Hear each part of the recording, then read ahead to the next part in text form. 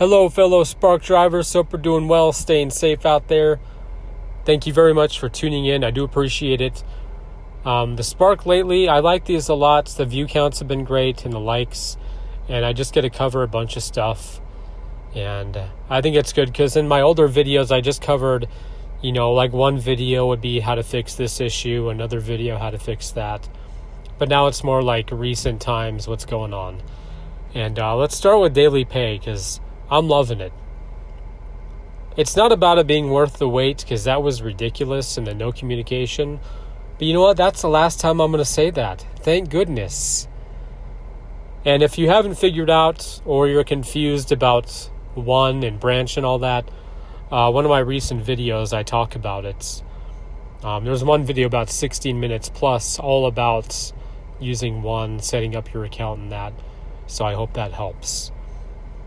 But we're just going to cover a bunch of random stuff. So buckle up, pull over into a parking spot preferably. I don't know. Anyways, let's get right into it. Well, daily pay is really nice, and I hope more businesses and companies acquire things like, one and branch.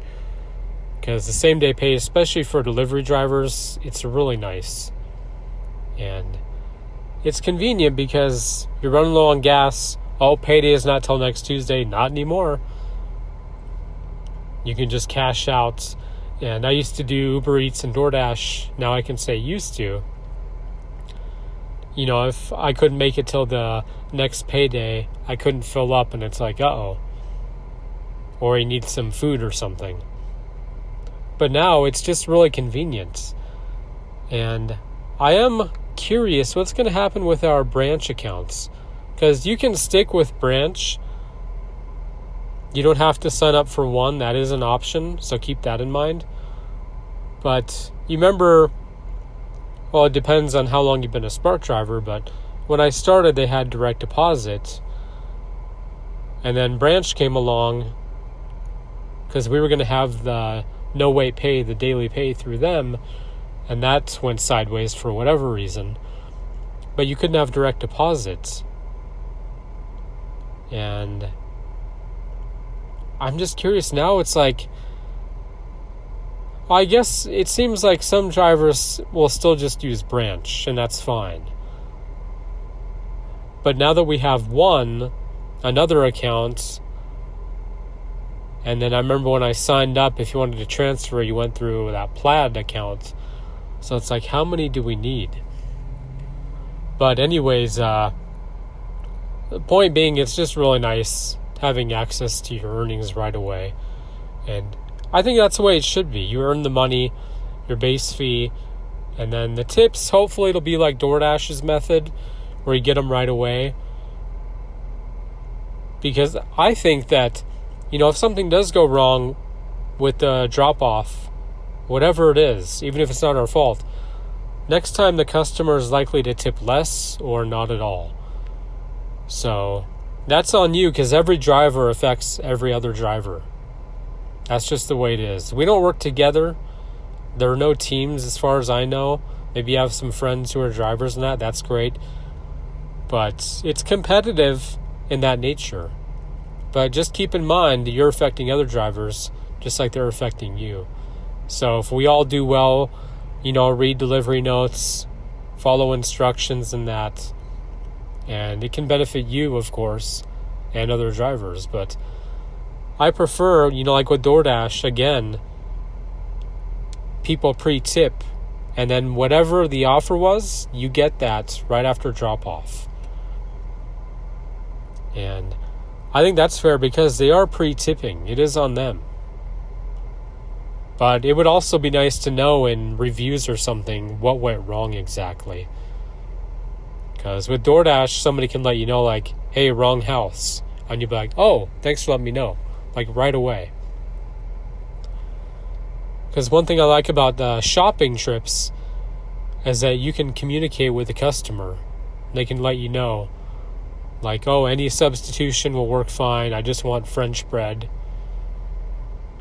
Because if the store's out of the one they wanted, and they say it's fine, pick out a different one, that's good to know. Communication is so easy, but Anyways, I'm glad I don't have to make any more videos about where is daily pay? What is going on? Let's find out.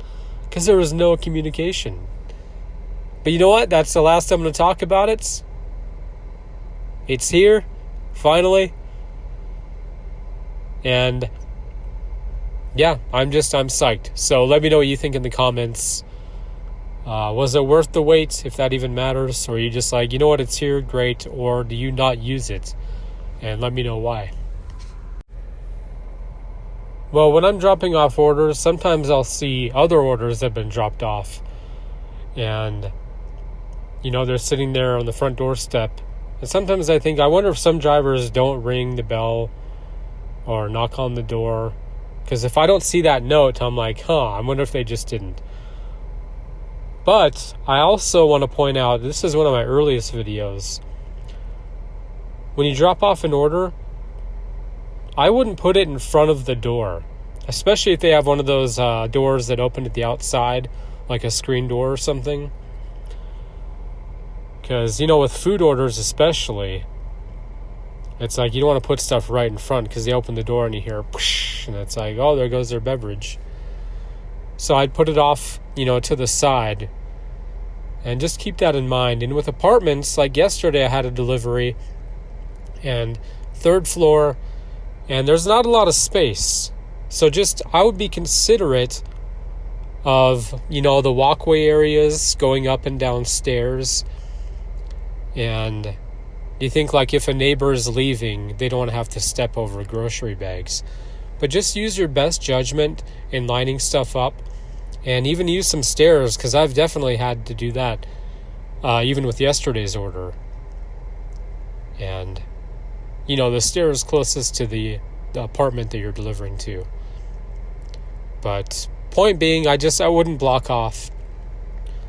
And, because some people put it in the notes, like don't block the door.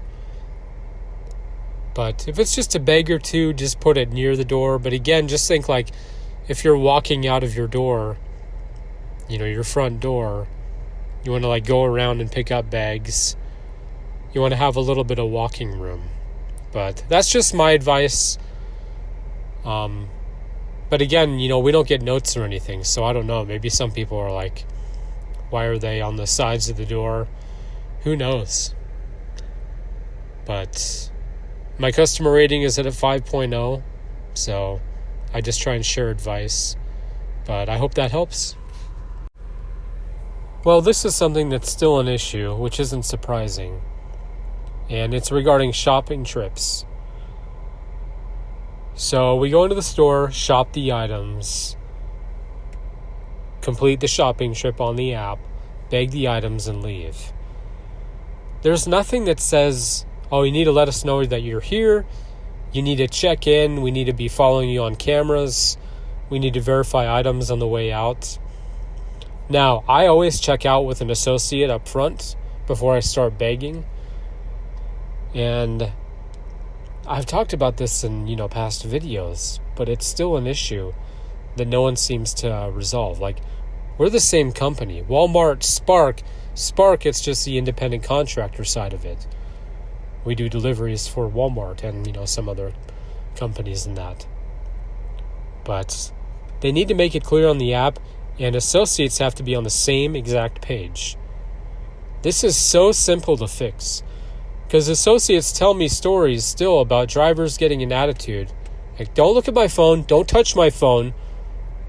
I'm going to bag the stuff up and leave. That's it. And you know what? In court, I'd be like, well, on the app, it doesn't say verify with an associate. Now, they have the random cart checks, which I like. But why is it random? You scan the QR code.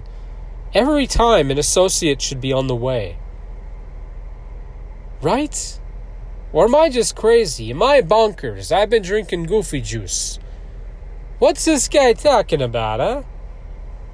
But isn't it weird, a random cart check? For us? It should be every time. Now, I've had associates, I'll let them know I'm doing a shopping trip. And if they want to verify the items, some will look at me and then just look away. Like, fuck you, Pardon my French, but so I just start begging because I'm like, okay, I'm fine. And if security's watching, they can see on camera. Like, I talked to a person, I let them know I was there, but walking into a store, picking items, going up front, begging and leaving, that's got to look suspicious. Now, I do shopping trips all the time, every day. And the associates, they know me. So I'm sure I'm okay, but I still check out because I told an associate the other day, I said, usually if drivers are angry or defensive, it means they're taking something for themselves. And she said, exactly. Like, you're supposed to pick 8 and there are 9 in the cart. Now, it could be a mishap. But, point being, I mean, come on, to get an attitude about that stuff. But at the same time, people get angry about it. It's like, I kind of understand, because it's like, it doesn't say on the app to check out with you. And if they're just going to do the random cart checks, it's like, okay, we're not shopping for ourselves, though. So, let me know what you think in the comments, your experiences. Even if you got angry or got an attitude with an associate, I like hearing both sides of the story. Because odds are both are, arguing, and it's kind of like, we can easily resolve this. But I don't know. I don't see this being fixed, not for who knows how long. Because it's something that would already be in place. But I don't know with Instacart if it's different, if you scan a QR code at the register, or if you pay for it with the Instacart card. I'm not sure, but just a method that's easier, so we're all on the same page. But anyways, I'd love to hear from you, so leave some comments. And with the shopping trips, sometimes you'll see, like, it'll say a bag of chips and, like, GR2. Well, it might be different store to store. The point being, some locations, you're like, where the heck is this? Like, batteries, are by the registers up front or their own display. And the Walmarts I deliver for, they have these refrigerated displays up front now. And then they have some, like, smaller aisles with chips and other snacks and stuff. So keep those in mind. Once you go into the store and you're like, well, this is candy, and it might be like a Z something location, that's likely in that front section. And then the grocery displays next to the aisles, not end caps necessarily, but the separate displays. But that's just to help you out, because you might be thrown off by the locations. Like shopping trips I've done recently, they'll send me to this location, and it's like GR2, which I know is one of the displays for these chips, but they don't have them out there at all. They're in the regular chip aisle. So I wouldn't press like can't find item. I just go to the regular aisle and look for the item if it's not at a display. And another piece of advice when doing a shopping trip. So one of the stores I deliver for, they recently completed their remodel. And the problem is the lettering is all out of whack. You go through the aisles and you're like, okay, A and then J, what the heck? What is going on? So I'll be going in circles around the store, shopping items and that. But point being, you likely know your way around the store where everything is. So when you're shopping an item and it wants you to go across the store, then to the far back corner, far front right corner, just go back and press on an item and shop that one next. And that way you're not going in circles, because I just want to get in and get out. And even when you're bagging items, like in your head as you're shopping, just figure out like how many bags am I going to need? Because I'll pull all those at once I get up front. So I'll be like, I need 5 bags. So you pull 5, put them on the top of the cart, that mini section there. And that way you just bag and go. And even move to the side if other people need to use the register. So let's say you accept an offer and it's going to be your last one for the day, or you have an emergency, whatever. So since you've already accepted an offer, X out of that screen and then press Spark Now to turn it off. That way, once you drop off the order, you won't get more offers. I learned that the hard way because that can affect your acceptance rate. Because even once you turn it off, after you've completed an order, sometimes you'll get flooded with them. Which is frustrating because you're like, I just turned it off. But anyways, hope that helps. Well, another thing I've kind of talked about, maybe hinted at, is, the extra earnings BS. Because really, they're just giving you what you should earn, the base amount. So for 2 orders, say you get like $764, and you're like, it should be $850. And the extra earnings adds up to the $850. Yeah, that's BS. Now, I'm saying this because, and this is another thing I don't think we'll see happen, not in the near future, because they're so bad at calculations and time management and that, like real-time updates. Point being, I think if you deliver to a 3rd floor apartment or higher, that's one example of extra earnings. Or if you have like a bunch of cases of water, just for any unit, any home, you should get extra earnings. The problem is I don't think they base things in real time, because they'll have drop-offs and the distance is a minute away from each other. But if you're unloading a bunch of stuff, how are you supposed to make that drop-off time in the next minute? So they're really bad at calculations, which is unfortunate, because all my rants about, communication, it's so simple, but I'd like to see true extra earnings. Just for, extra heavy items, if you're, dropping off a bunch of kitty litter or pet food, whatever, anything over, say, 20, 30 pounds. But so far, I haven't seen any actual extra earnings, which is disappointing. But I don't think they have the knowledge in place. Numbers just are not their thing. But hopefully, maybe one of them will listen to this and be like, that's an interesting idea. When I started doing DoorDash last year, I was surprised because, like Uber Eats, you can turn on to work at any time. I think you have to take a break after like 12 hours or whatever. Like there's a certain amount of driving time you can do. But other than that, you can just turn it on, ready to work. With DoorDash, at least here where I live, they have blocks available. Now, you don't have to work those. You could be like, I'll work this one like 7:30 to 8 in the morning. But I understand there are a lot of DoorDash drivers here. That's probably why. But I thought like you could just go online and be like, hey, wherever you need me, whenever, I'm there. Because with that, it's just like Uber Eats. You could be sitting there for hours, no orders, because there are other drivers. But at least with Spark, here it starts at 5 a.m., goes until the last pickup is at like 9:45 at night.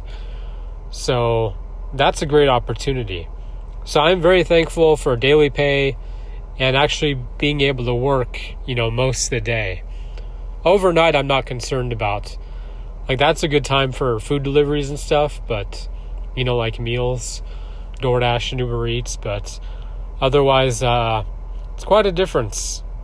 Because there have been some days I go into DoorDash and it says no time slots available for this day. And it's like, wow. Once on a Friday, I'm like, seriously? But again, flooding the market. And I know that happens with Spark, but at least you can, turn on Spark Now and be like, just in case, all drivers are busy, not available. So I just wanted to share that. Well, I'm just thinking out loud here, but you know how stores, so a customer will place an order and something to be picked up or delivered. What if for the deliveries, we instantly get offers to pick those orders, which we end up delivering? So, shop and deliver, but not just express orders. And that way, the employees, they can focus on picking the customer pickup orders. Because chances are every day there's going to be at least one call out. The turnover rate, I can't imagine how high it is at Walmart, because you see new people all the time. But this would narrow their chances of orders being backed up or anything. And wouldn't stop it completely. I'm not saying that. There are no guarantees in business, but I think it would help out a lot and give us more work.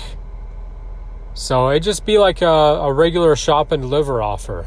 Only, again, not just for express. And if it's up to the store, that would benefit them even more. They can send that directly to us. Because it'd be like, hey, so-and-so called out today. Oh, okay. I'm working on this order, but I can't get started on that one. Send it to us because we're hungry. Just want to stay busy all day. And even if we move permanently to shop and deliver, we just pick and deliver all of our orders. I wouldn't mind that. But keep it optional for drivers. Some people are like, hey, I'm just delivering. I ain't shopping. Now, where I live, it's called a small town. There are a ton of car washes. Car washes, banks, gas stations by a certain brand. And it's nice to have. You're probably like, where are you going with this, man? Come on, wrap it up. I do have a subscription to one of the car washes. And I have it because I get my car washed at least once a day. During the winter, twice. Beginning and end of day. And obviously I want to keep my car clean, but also I think for deliveries it makes a difference. You pull up in a car and it's dirty, you're going to assume the inside's dirty because you just don't care about your vehicle. So then customers are like, are my groceries going to be dirty? Are they going to smell? Take away the tip next time? You just effed it up for another driver? So just keep in mind, again, everything I say is just advice. I'm not telling anyone what to do. That's not my position. But a nice clean car, especially if you get a compliment, they appreciate it. And no, we're not using company vehicles. Generation before mine, F that up. They took advantage, and not that I'd want to use the same vehicle as another driver, but it'd be nice to have like your own company vehicle. But anyways, you get my point. So just think about that. Because, I pay $21 a month for unlimited. And they just launched another subscription, like $30 plus. I'm like, why? You get my car washed. I'm not getting a tan or a tattoo or something. Jeez, $30 a month. But anyways, a little bit goes a long way. And I've had employees compliment my car, which is nice. And just make sure, like all the stuff, all my cleanup stuff, random stuff I have in the front, I actually have it in front of the passenger seat, down below. And that way it's just out of the way and plenty of room for groceries in that. Well, one thing, kind of a random thing I don't think I've talked about on this channel. Recently when I got my new place, I had mentioned to the landlord that I was able to work through the pandemic. Because when that started, I was doing Uber Eats, and that was it. I didn't even know about Walmart Spark. I didn't live near any Walmarts. Like, you'd have to drive more than several miles to get to the nearest one. But point being, I've had jobs, I'm sure like most of you, there's no work to do, it's not busy, you'll get sent home, and that's a bummer. Or you get a wage increase and then they cut your hours. Or you can't work a certain number of hours, otherwise they'll get benefits. And who wants that? We don't care about your well-being. Get out of here. But back to my point, another benefit of doing deliveries is you do get to choose your own schedule. Not schedule, I'd say you can work when you want, when you can. Like on the Spark app, obviously you can't work overnight, but during the day you can work. And it's just nice because if you're not feeling well, you can either go home or you just stay home for the day, or if there's an emergency, you just drop off an order, turn off Spark Now. And that's a big bonus, because being sent home early, or, during the pandemic, all the businesses that suffered in that, I was so thankful I was able to work. The roads were clear, which was really nice. But I just wanted to share that. Well, that is going to do it for this episode. I appreciate you tuning in. Another edition of Spark Lightly with your host. It's me. But I do appreciate tuning in, and subscribe for new videos, and keep up the likes. I like seeing them. I love seeing them. I also do other stuff. I have a bunch of free stuff, music and that. If you look up Ron Jammin' Tutu on Spotify, you can also buy my music if you really like it, which I would appreciate. All that's on, Apple and that stuff. And my YouTube channel at Ron Jammin', I have a bunch of stuff, original music, animated films, sketches, video game content. And then also on Spotify, I have a podcast. If you love Fast and the Furious, it's called Forever Fast Podcast. And then another one, I just talk about whatever, movies, music, books and stuff, TV shows. That's called You Got the Ron Dude. So check those out if you want. But otherwise, I appreciate, all the views and stuff. And let me know if there's anything you want me to talk about in the next episode. But that'll do it. I will see you next time, and keep on sparking.